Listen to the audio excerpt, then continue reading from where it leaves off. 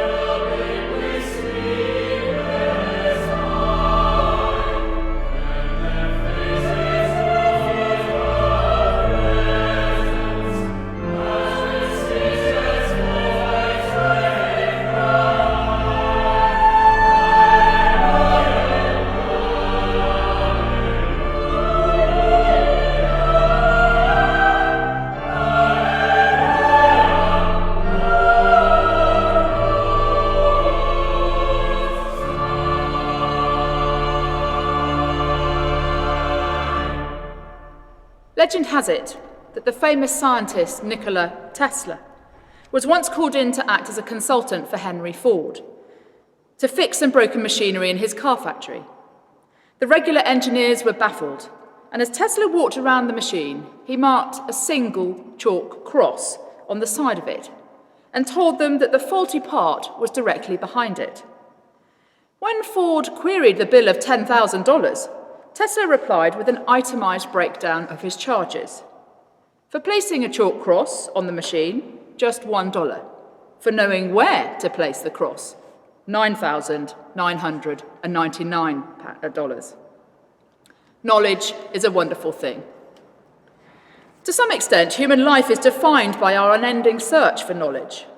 But there have been some questions that so far we've never been able to definitively answer.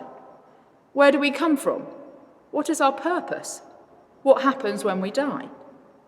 These are profound questions which science struggles to find a comprehensive answer to. And at the moment, we have more time to think about these big questions than normal. The corona chaos may well have got us thinking about our place in the world, and possibly it has forced us to face our frailty and our eventual mortality. In recent years, scientists and philosophers have invested a lot of time into the question of human consciousness, our self-awareness, our ability to know that we are people who are alive and to make free choices, our soul, if you like. And most of them admit that in purely physical, materialistic terms, they are unable to explain human consciousness.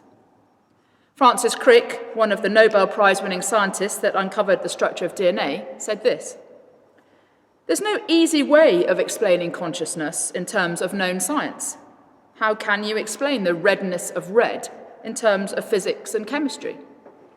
Steven Pinker, a well-known popular science author, an experimental psychologist and researcher into human consciousness, has said, "The problem is hard, because no one knows what a solution might look like, or even whether it is a genuine scientific problem in the first place." And Richard Dawkins, the well-known and outspoken atheist and biologist, has said this: "Steven Pinker is honest enough to say, 'beats the heck out of me.' That's an honest thing to say, and I echo it. We don't know. We don't understand it." But whether we call it a soul or human consciousness, we can't deny that it exists. We are self-aware. We are creatures who think, and who know that we think. But just because science is unable to provide a definitive, provable answer, doesn't mean that answers don't exist. One of the classic works of doctrine for the Protestant Church, the Westminster Catechism, state that man's chief end is to glorify God and to enjoy him forever.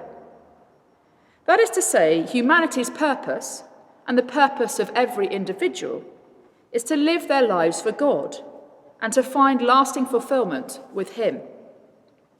When Jesus was asked to identify the greatest commandment, he said, "Love the Lord your God with all your heart, with all your soul, and with all your mind. This is the first and the greatest commandment, and the second is like it. Love your neighbour as yourself." So a Christian might answer the question about what are we here for by saying that we are here to love and serve the God that made us. But how do we do that? In reference to the greatest commandment, we come to know God's love personally by putting our trust in Jesus' death in our place. And secondly, as we experience God's overwhelming love for us, it will overflow to the people around us. We will care for them and look after them, just as we would like people to look after us. Now, if that's right, it's not only what we are made for, it's also the only way that we can expect to find peace. Now, you may agree or disagree with that, but if you don't think that that's true, it does put the onus on you to find alternative answers to the biggest questions in life. Because if you don't know what life is all about, how can you get the most out of it? Let us pray. Dear Lord, thank you that we are more than just machines. Thank you for the indefinable sense of ourselves that makes up our soul. Help each of us to find honest answers to the big questions in life, and for the search for those answers to bring us into the truth. Amen.